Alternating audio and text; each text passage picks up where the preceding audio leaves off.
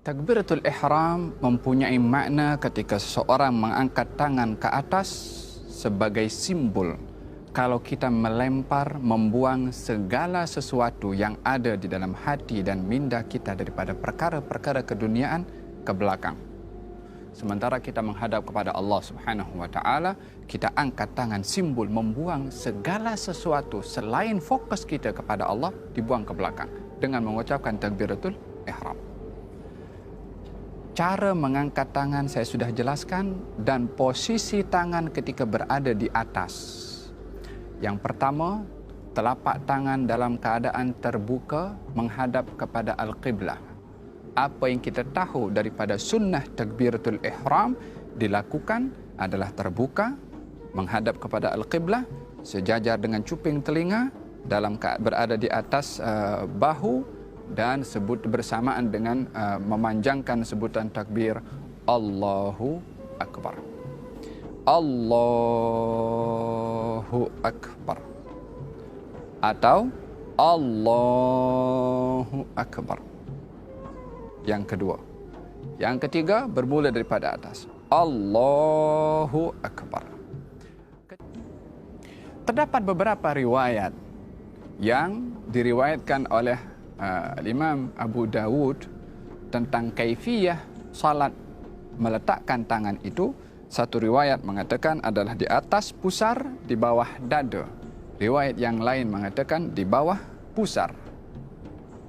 Posisi tangan adalah seperti mana saya jelaskan dan berada di antara pusar di bawah dada ataupun di bawah pusar. Dalam riwayat yang lain dikatakan juga adalah tepat kepada dada dan dilekatkan ke dalam dada. Tapi yang menjadi pegangan dalam mazhab Imam Syafi'i adalah antara di atas pusar dan juga di bawah dada, atau dalam mazhab Imam Maliki adalah di bawah pusar, atau mazhab Imam Abu Hanifah. Apa yang patut kita gunakan mata ini? Tengok kepada apa? Tengok kepada hadapan, tengok kepada bawah, ataupun tengok kepada apa? Kalau kita salat di Kaabah, di Masjidil Haram, maka kalau kita nampak kepada Al-Kaabah, mata kita melihat kepada Al-Kaabah dengan penuh mentakzimkan kepada Al-Kaabah. Tetapi bila mana salat di tempat yang kita tidak nampak kepada Al-Kaabah, maka kita melihat kepada maudhi' as-sujud. Tempat kita sujud itulah mata melihat ke tempat sujud. Posisi tangan ketika ruku' adalah tepat di atas lutut dan jari-jari lurus ke bawah. Kalau diangkat dia menghadap kepada Al-Qiblah. Ini baru posisi telapak tangan ketika ruku'. Yang kedua adalah posisi badan kita ketika ruku' dengan leher kita adalah sejajar. Yakni kalau kita berada dalam keadaan ruku' adalah berada dalam keadaan kalau diletakkan sesuatu di atas belakang kita, maka tidak akan jatuh sesuatu itu karena badan kita adalah datar dan rata. Yakni seperti ini. Posisi kaki ketika berdiri itu, baik dalam keadaan berdiri ataupun ruku', tidaklah terlalu lebar, tidaklah rapat seperti ini. Adalah merupakan perkara yang di luar sunnah kalau seseorang salat kakinya rapat seperti ini. Tidak pun juga terlalu terbuka. Hendaklah dia sederhana, yang agaknya kalau diukur dengan satu jengkal itu adalah sudah mencukupi seperti ini. Bangkit daripada ruku' dengan sebutan Sami Allahu liman hamidah, bersamaan juga sebutan Sami Allahu liman hamidah bersama dengan gerakan dan tangan sampai kepada atas. Sami Allahu liman hamidah. Tangan disunnahkan turun ke bawah. Posisi sujud seseorang bila mana sujud adalah jari-jari atau batin daripada jari-jari itu adalah menghadap kepada Al-Qiblah. yakni karena kaki bukan berdiri seperti ini sahaja, tetapi ditekan sehingga jari-jari kaki itu menghadap kepada Al-Qiblah. Bila mana mampu keseluruhan jari-jari sampai kepada jari kelingking adalah afdal.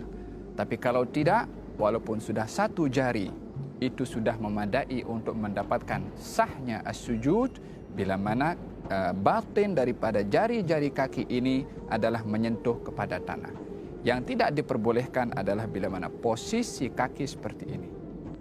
Yang menyentuh kepada tanah itu adalah kuku atau zahir daripada jari-jari. Tidak, tapi butunul asabi', batin atau bagian belakang daripada jari-jari kaki. Walaupun hanya sekedar ibu jari sudah memadai, tetapi afdalnya adalah seluruh jari-jari kaki itu adalah ditekan ke bawah sehingga seluruh jari-jari ini menghadap kepada al-qiblah, kanan dan juga kiri, lutut dan juga tangan. Posisi tangan bila mana sujud adalah berada di tanah menghadap kepada al-qiblah, sejajar dengan jatuhnya atau sejajar dengan bahu kita. yakni seperti ini dan juga seperti ini. Posisi tangan menghadap kepada Al-Qiblah. Kalau ada sesuatu yang jatuh daripada bahu kita, akan jatuh kepada tangan kita. Yakni bukan tangan itu melirik ke kanan ataupun berhadapan seperti ini. Tidak, tetapi menghadap kepada Al-Qiblah. Hukum hidung menyentuh kepada tanah adalah perkara yang sunnah dalam mazhab Imam Asy-Syafi'i. Ini posisi sujud. Jari-jari menghadap kiblat dan kaki berdiri seperti ini. Tangan menghadap kiblat, dahi menyentuh kepada tanah, tak boleh ada penghalang kepada dahi. Baik itu imamah, songkok, serban adalah tak boleh menjadi penghalang, kecuali serban itu diletakkan sebagai sejadah, maka adalah diperbolehkan. Dalam sujud tidak boleh sujud di atas sesuatu yang terangkat bersama dengan tubuh badan kita. Posisi yang berikutnya adalah duduk di antara dua sujud ataupun duduk tahiyat awal ataupun duduk tahiyat akhir. Duduk di dalam salat ada dua jenis duduk. Yang pertama adalah jalsatul iftirash, yakni posisi seperti ini. Yakni bahagian belakang kita duduk di atas telapak kaki bahagian kiri.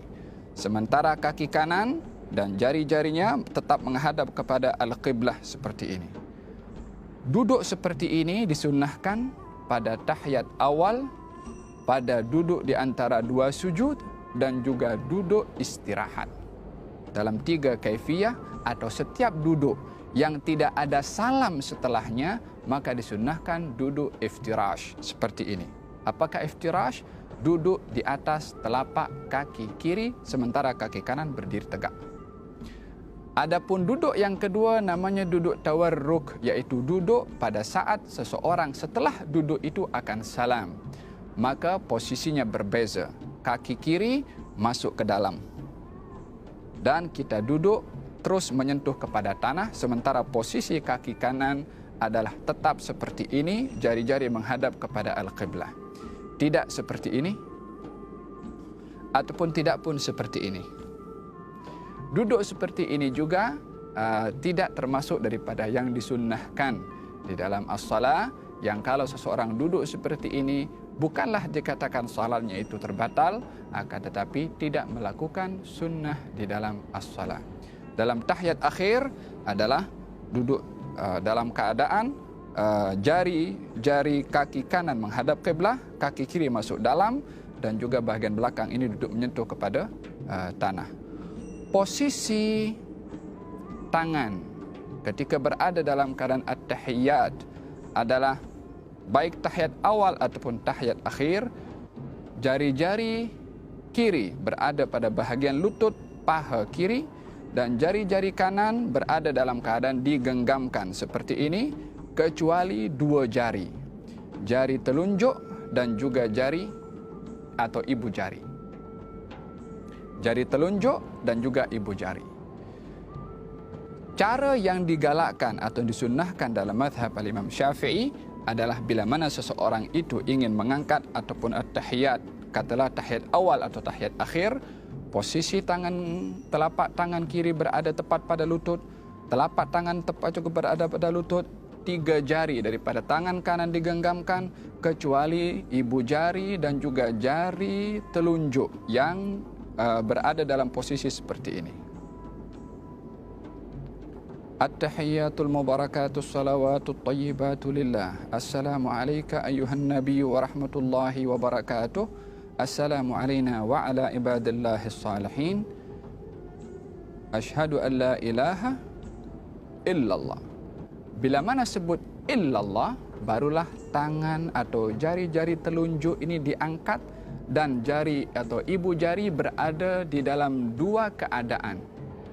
Boleh seperti ini, yakni menyentuh kepada jari telunjuk di bawah, ataupun boleh seperti ini, yakni menyentuh kepada jari yang tengah. Posisi ibu jari boleh menyentuh jari tengah, atau posisi ibu jari boleh menyentuh kepada jari telunjuk. Ini posisi kepada ibu jari.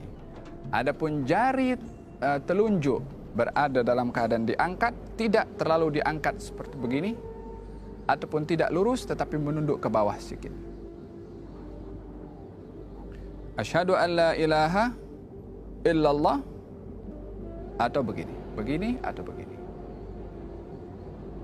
Dua kaifiyah ini adalah ada di dalam cara melakukan at-tahiyyat. Perlukah seseorang menggerakkan jari-jarinya ketika berada dalam keadaan tahiyat awal atau tahiyat akhir? Di dalam hadis ada dua riwayat disebutkan kalau baginda Rasulullah tidak menggerakkan, dan dalam riwayat yang lain diberitahukan kalau Rasulullah menggerakkan. Dua riwayat ini zahirnya bertentangan, tetapi pada hakikatnya tidak bertentangan. Maksud daripada tidak menggerakkan dalam riwayat yang pertama adalah tidak menggerakkan berkali-kali. Maksud daripada menggerakkan dalam riwayat yang kedua adalah menggerakkan sekali, yakni menggerakkan. Dalam bahasa Arab itu yuharriku. Yuharriku difahami dengan dua makna. Makna yang pertama, menggerak-gerakkan. Kalau menggerak-gerakkan, ini yang dipakai oleh sebahagian pandangan yang mereka bila mana tahiyat menggerakkan berkali-kali. Disebabkan memahami hadis itu dengan fahaman menggerak-gerakkan, maknanya lebih daripada sekali.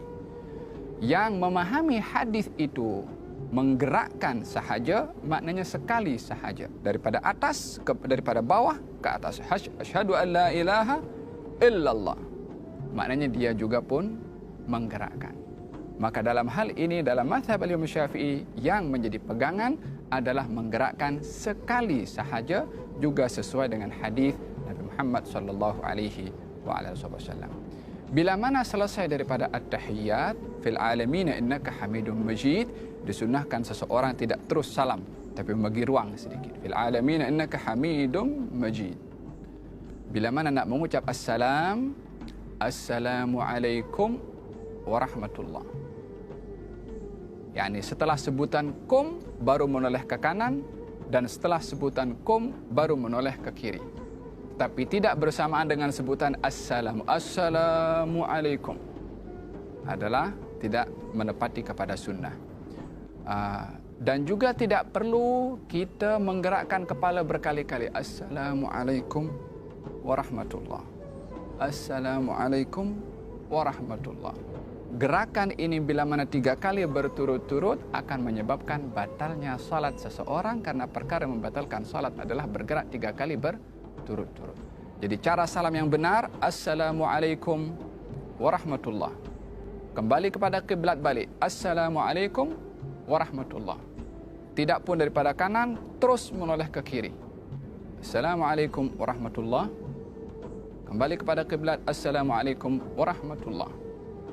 Hati-hati daripada dada bergerak ke kanan atau dada bergerak ke kiri, yang boleh menyebabkan, mungkin kalau bergerak sebelum salam itu sempurna, akan menyebabkan batalnya salat tersebut. Kalau seseorang menyebutkan assalamualaikum, batal salat seseorang disebabkan berpaling daripada kiblat sebelum dia keluar daripada as-salat. Semoga Allah Subhanahu wa taala jadikan salat kita salat yang sempurna dan tergolong orang-orang yang mendirikan as-salah. Wallahu taala a'lam.